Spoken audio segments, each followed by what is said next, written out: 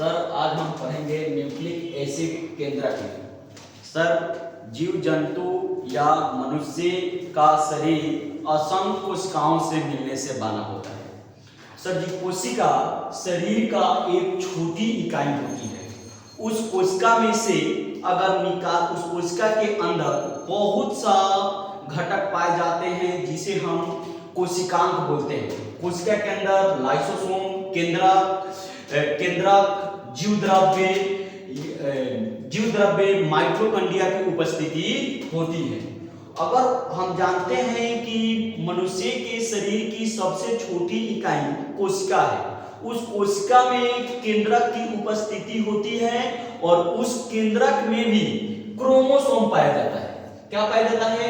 Chromosome पाया जाता है और उस क्रोमोसोम में आपकी मौजूद डीएनए होता है जिसका फुल फॉर्म होता है डीऑक्सी न्यूक्लिक एसिड।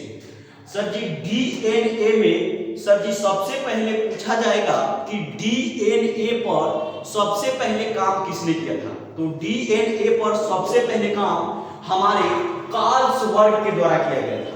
वह कार्लसबर्ग ने ही डीएन का खोज किया था और या डीएन पर काम किया था।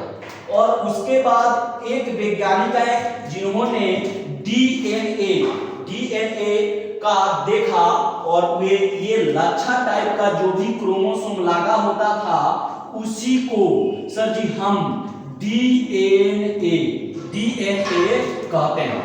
और बाद में एक वैज्ञानिक आया वाटसन क्रिप ने देखा कि क्रोमोसोम में एक लाजे की टाइप की आकृति लगी हुई है, उसे हम डीएनए कहते हैं।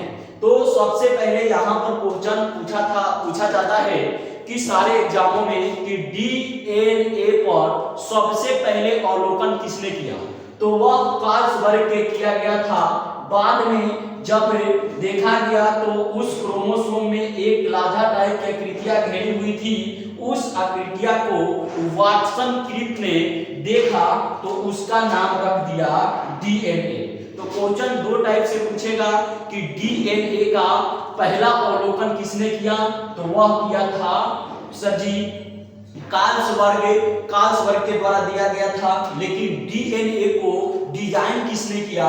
तो वह किया था वाटसन क्रिप। और यही जो लाजी टाइप की आकृतियां थी, इसके बाद में एक वैज्ञानिक आए जोहानसन, उसे और खींचकर बिल्कुल तरह से लमरा डाला।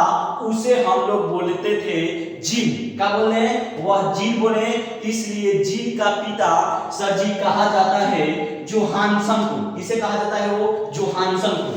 और जब ये जीन हो गई तो हमारे ये डीएनए का कारण क्या है? डीएनए को हम जीन को कहते हैं जेनेटिक्स। जो भी हम डीएनए के बारे में पढ़ेंगे उसके बारे में हम जानेंगे कि आखिर डीएनए क्या होता है। सुनिए, कोई भी पिता को अगर संतान जन्म लेता है तो उसकी पिता का डीएनए जो होता है उसके बच्चों में भी वही डीएनए होता है। सुनिएगा, जो भी हमारे शिशु पलते हैं मां के गर्भ में, उसमें देखा गया कि सर जी शिशु का ये बाल इस माथा पर होगा, नाकी यहाँ होगी, अंगुलियां 5 होगा। ये सब कौन इंफॉर्मेशन देता है? तो ये सारा इंफॉर्मेशन डीएनए देता है। कौन देता है? डीएनए देता है। और डीएनए में गलत इंफॉर्मेशन चल जाती है तो आप देखे होंगे कि किसी बच्चे की 6 उंगलियां निकल आती है, किसी बच्चे की 3 आंखें हो जाती है। मतलब बाल यहाँ होना चाहिए तो बाल मुंह पर हो जाएगा। ऐसा कब होता है? जब हमारा डीएनए में गलत इंफॉर्मेशन जाने की वजह से होता है। आप देखे होंगे कि आपके गांव में किसी बच्चों की 5 उंगलियां के बजाय 6 उंगलियां भी हो जाती है, किसी बच्चों की 27 उंगलियां भी हो जाती है। वह कब होता है? जब हमारे डीएनए में गलत इंफॉर्मेशन चल जाता है। देखिएगा, कुछ लोग आप लोग का सर जीएस या जीके का क्लास करते हैं तो वह बताते हैं कि हमारे टॉपिक डीएनए में आपको नाचेगा, डीएनए में हम आपको झुका देंगे। तो तो भाई डीएनए में कोई भी बात नहीं होती है।